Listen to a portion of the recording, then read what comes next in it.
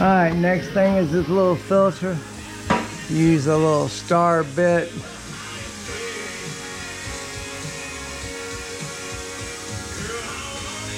I was trying to see what size it is.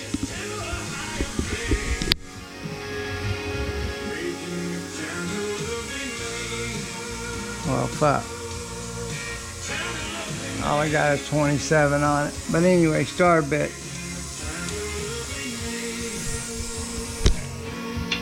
Break those. Make sure you change the gasket on the head. And also whenever you do this, you make sure you do the gasket there too.